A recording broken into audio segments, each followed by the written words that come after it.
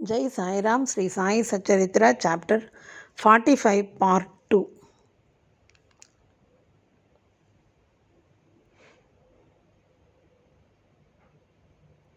The latter asked all the 9 Nadas most important questions and each of them answered them satisfactorily.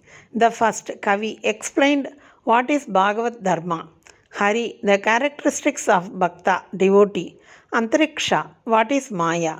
Prabuddha, how to cross Maya. Pippalayan, what is Parabrahma. Avirhodra, what is Karma. Dhrumil, the incarnations of God and their deeds. Chamas, how a non devotee fares after death. Karabhajan, the different modes of worship of God in different ages. The substance of all the exposition was that in this Kali age, the only means of liberation was the remembrance of Hari, that is Lord, or Guru's feet. After the reading was over, Kakasaheb said in a despondent tone to Madhavrao and others, how wonderful is the discourse of the 9 Nadas on bhakti and devotion, but at the same time, how difficult it is to put it into practice.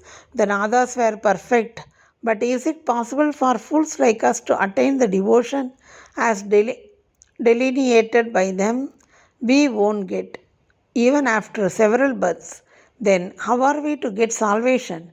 It seems that there is no hope for us. Madhavrao did not like this pessimistic attitude of Kaka Sahib. He said, it's a pity that one who by his good luck got such a jewel Guru as Baba should cry out so disparagingly. If he has unwavering faith in Baba, why should he feel restless? The bhakti of the Nadas may be strong and wonderful, but is not ours loving and affectionate? And has not Baba told us authoritatively that remembering and chanting Hari's and Guru's name confers salvation? Then where is the cause for fear and anxiety? Kaka Sahib was not satisfied with Madhavrav's explanation. He continued to be anxious and restless the whole day, thinking and brooding over how to get the powerful bhakti of Nadas. Then next morning, the following miracle took place. One gentleman named Anandrav Pakade came there in search of Madhavrao. The reading of Bhagavat was then going on. Mr. Pakade sat next to Madhavrao and was whispering something to him. He was mentioning in low tone his dream vision. As there was some interruption in the reading by this whispering, Kaka Sahib stopped the reading and asked Madhavrao what the matter was. The latter said, yesterday you expressed your doubt, and now there is the explanation of it. Here Mr. Pakade's vision, which Baba gave him, explaining the characteristics of solving devotion and saving devotion, and showing that the devotion in the form of bow or worship of Guru's feet is sufficient. All were anxious to hear the vision, especially Kaka Sahib. At their suggestion, Mr. Pakade began to relate the vision as follows. I was standing in a deep sea with waist deep water. There I saw Sai Baba all of a sudden. He was sitting on a beautiful throne studded with diamonds with his feet in the water. I was most pleased and satisfied with the form of Baba. The vision was so realistic that I never thought that it was a dream. Curiously enough, Madhavrao was also standing there. He said to me feelingly, Anandrav, fall at Baba's feet. I rejoined, also wish to do so, but his feet are in water. How can I place my head on them? I am helpless. Hearing this, he said to Baba, O Deva, take out your feet, which are under water. Then Baba immediately took out his feet. I caught them without any delay and bowed to them. On seeing this, Baba blessed me, saying, go now, you will attain your welfare. There is no cause for fear and anxiety. He also added, give a silk bordered dhotar to my Shama. You will profit thereby. In compliance with Baba's order, Mr. Pakade brought the dhotar and requested Kaka Sahib to hand it over to Madhavrao. But the latter refused to accept it, saying that unless Baba gave a hint or suggestion for acceptance, he would not accept it. Then, after some discussion, Kaka Sahib decided to cast lots. It was the invariable practice of Kaka Sahib to cast lots in all dubious matters and to abide by the decision as shown by the picked up chit or lot. In this particular case, two chits, one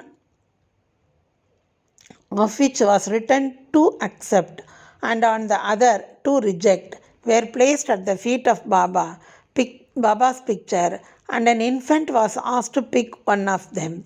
And the to accept it was picked up, and the dhotar was handed over to and accepted by Madhavrao. In this way, both Anandrav and Madhavrao were satisfied, and Kaka Sahib's difficulty was solved. The story exhorts us to give respect to the words of other saints, but at the same time ask us to give full faith in to have full faith in our mother, that is the Guru, and abide by his instructions, for he knows our welfare better than any other person. Carve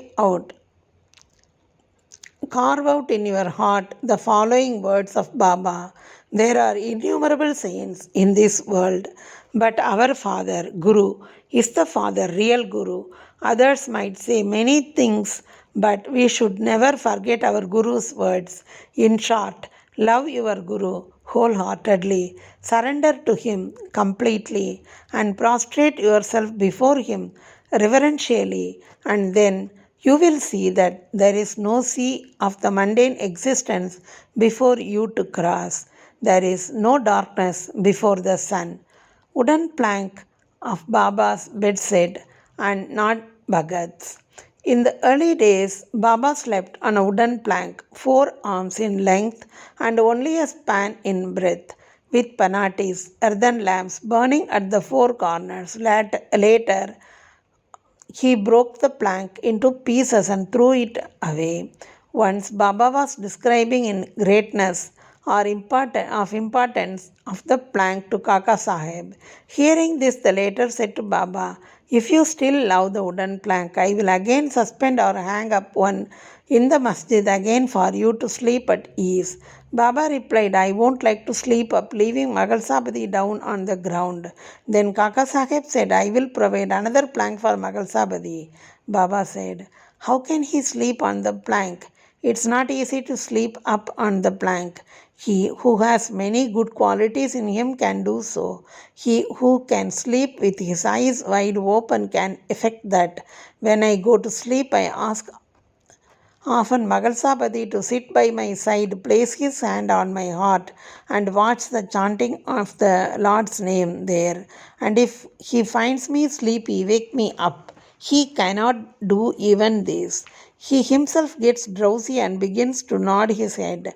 When I feel his hand heavy on like a stone on my heart, I cry out, 'O Bhagat!' He moves and opens his eyes. How can he, who cannot sit and sleep well on the ground, and whose asana, that is the posture, is not steady, and who is a slave to sleep high up on the plank?" On many other occasions, Baba said, out of love for his devotees, "What is ours is with us, and what is another's is with him." Bow to Sri Sai. Peace be to all. Jai Sairam.